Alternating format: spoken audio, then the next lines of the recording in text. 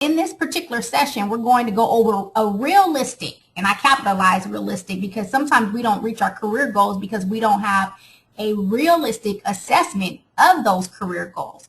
So we're going to go over that, a realistic assessment, just pretty much where you are now, you being able to determine where you are now, and then determining where you want to be in 1 year. This is the perfect time to do that. Usually, it's the beginning of the year. A lot of people are working on their New Year's resolutions. Some people have already given up on their New Year's resolution, but it's a perfect time to start working towards career goals, but not just writing them on a piece of paper, but determining where you want to be in a year and then mapping out how exactly you're going to reach those career goals. Because just having a career goal, determining where you want to be, is going to be absolutely useless unless you know how you're going to get there. Now, before we get started, I just want to talk about barriers to success. And these particular factors came from an article, and here's the link here. You'll get the slides afterwards, so you can go to this link. It was on Forbes, and it discussed some different factors of why people failed in their career. And those factors were doing the wrong things, like what they were doing was not conducive to reaching their career goals. There's a lot of things that fall into that particular category of doing the wrong thing. Let's say, for instance, you want to be promoted in your firm, you want to become the paralegal manager, and you're spending all your time doing secretarial type stuff because you want to show that you are helpful to, a managing attorney or management. So you're doing a lot of doing, but it's secretarial type stuff. As a paralegal, in order to be promoted into a paralegal management position or a management position, secretarial stuff, you have to show your value in what you're trying to achieve. So if your goal is to achieve a paralegal management position, it would be wiser to spend your time showing your value in that particular area. So maybe volunteering for, working overtime on specific cases or whatever the case may be, legal research, whatever that is, but paralegal related tasks. So doing the wrong things is one barrier to success and a reason for a career failure. Another is just giving up too soon. A lot of times things get difficult. It's difficult. Success is not easy. Any article you read, any book you read, any career coach, any class you take and makes you believe that success is easy. Somebody's going to wave a magic wand over you and you're going to be successful, or you're going to even get a degree and be successful, is fooling you. Because even when you get a degree, that doesn't necessarily say that you're going to be successful. It takes a lot of hard work. It takes a lot of effort. So a lot of people don't reach their career goals because they give up too soon. Because when things get difficult, they give up. And if you cannot navigate through difficulty, and if you don't know how to deal with difficult times coming up, whether those difficult times is dealing with office politics, dealing with a manager that you don't like or doesn't like you, or whatever the case may be, giving up and allowing those things to get in your way of being successful will result in failure. And another is confusing a career and a calling. Now, this particular article may explain it in a different way. I just looked on there, and this is a person, her name is Kathy Caprino, that wrote the article, so you can read more about that. But when I initially looked at these reasons, I was like, yes, this is it. This is right on. Confusing a career and a calling. We have callings to be different things in our life. Calling sometimes may result, sometimes it results in those volunteer type stuff. Some people can do both. Sometimes a career and a calling is the same. Your calling and your career is going to be the same thing. Those are those people a lot of times counselors, clergymen, their career and their calling is the same.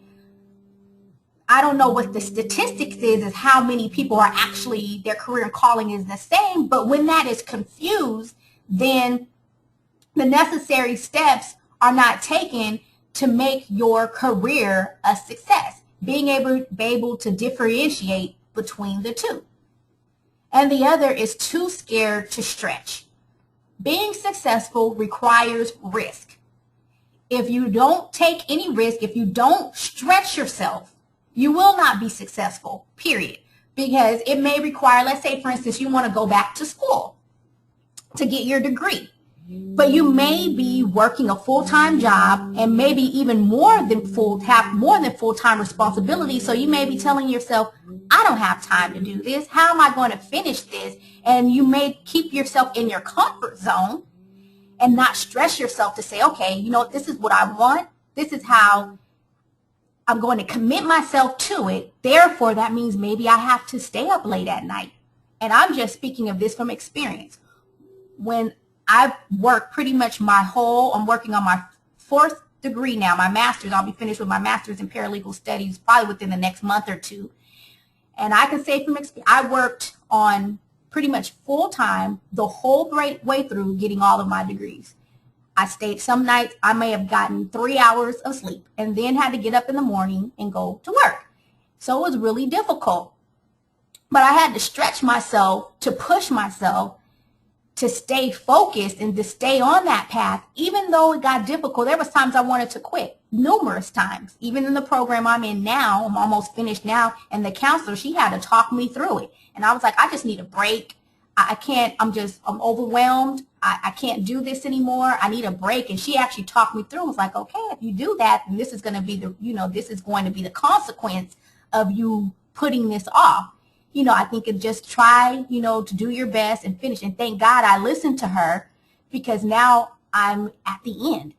But it was difficult and I stretched myself. And so that's just coming from my own experience. So anyone that, tells you it's going to be easy, if you go in not understanding that you're going to have to stretch yourself and unwilling to stretch yourself, then you will not be successful.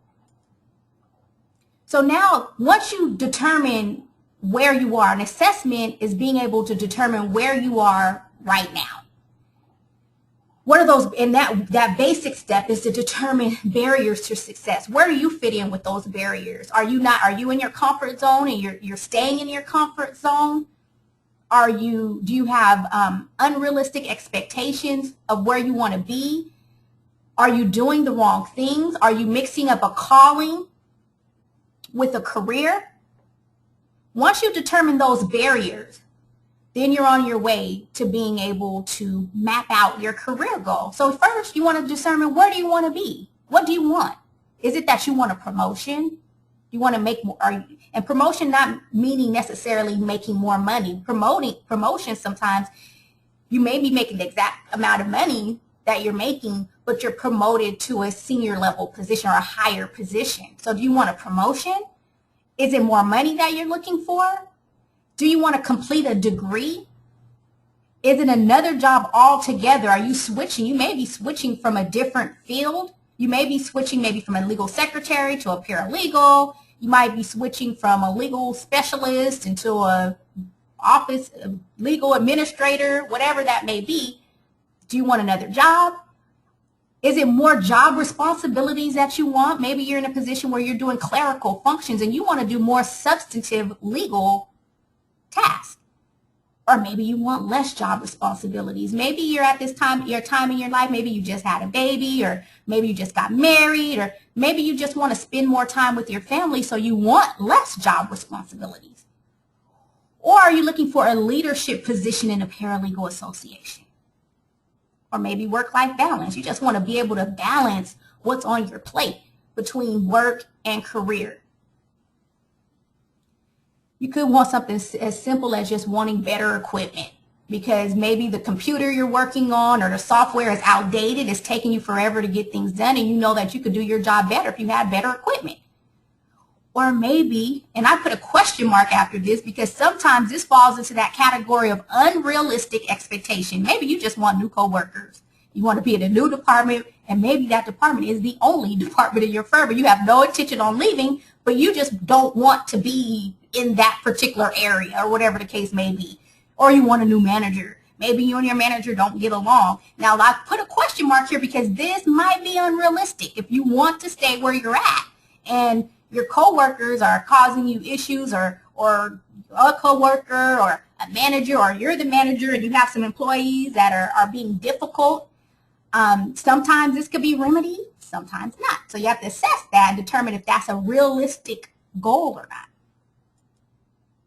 And then finally, mapping out your career success. The barriers, once you determine that, you're on your way. But mapping, even if you're traveling, let's say, for instance, you're somewhere just, doing a hiking trip. They always tell you have to know where you are, locate yourself. Where are you? Because once you locate yourself, then you can determine what direction you want to go in. If you don't properly, and when I say assess where you are, if you don't correctly and realistically assess where you are, you will go the wrong way. You will make the wrong moves because you don't know where you're at.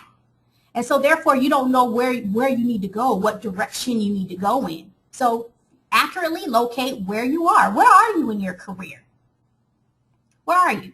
Are you in a position, let's say you have because as a paralegal, you don't have to have a degree. You can have been working at your firm or as a paralegal for years and have become a paralegal just based off of your experience and may be great at it, but something you may just have that desire to have a degree. Or you may go and work for a corporate company which may require a degree for maybe a higher level position. So you have to accurately locate where you are, because let's say, for instance, with that example I just gave, to where you have a lot of experience. You have a lot of experience as a paralegal, but let's say you realize it's time for you to move on and go somewhere else. Or let's say you're just eyeing a position at a corporate company.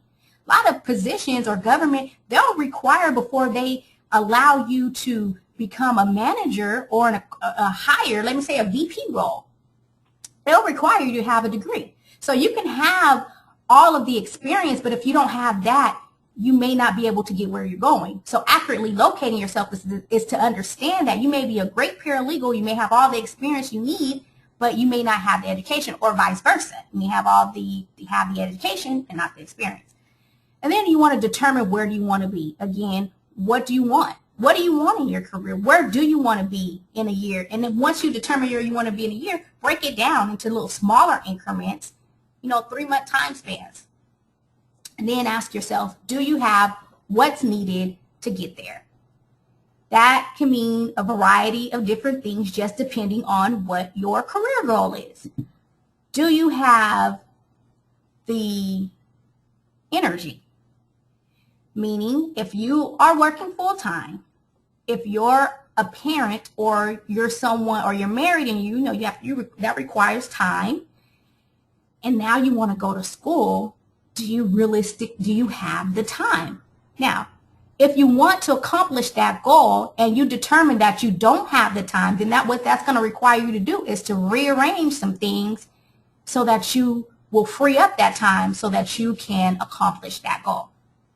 Then determine, how long will it take?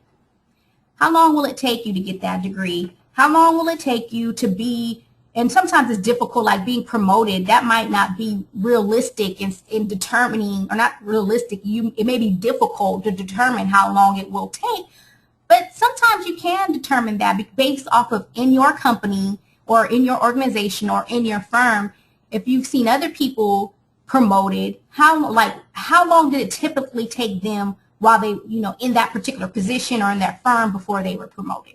And then based off of that, you can make an assessment and, and determine how long it would typically take for you to reach there. When you're working on something like a degree or a certificate, or even something like assessing or redefining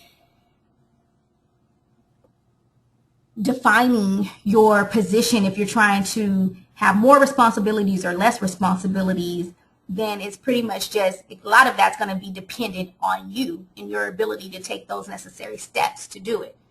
And then what will it take? What will it take as far as, do you need to work more overtime? If you're trying to get promoted, you have to work more overtime. Do you need to start being involved in pro bono activities? Or do you need a degree? Do you need a certification? Do you need an ABA approved certificate? What will it take to get there? So mapping out your career success is determining those factors that will allow you to get where you want to be. So with that, I'm going to go ahead and wrap it up. That's just, again, just a quick, the power breaks are meant to be quick, short during, your break, lunch break or rest break, just to provide some information to help with specific areas that relate to a paralegal career. And so I hope this was helpful. The slides will be available afterwards, and any resources will be available also. You receive an email. If you have any questions, feel free to ask me now. I'm going to open up some time right now for questions, or you can send an email to info@prainmakers.com, or go to the website, trainmakers.com, and you can start a live chat session if you have any questions. So I'm going to go ahead and open it up now for any questions that you might have. Feel free to type those in the chat box.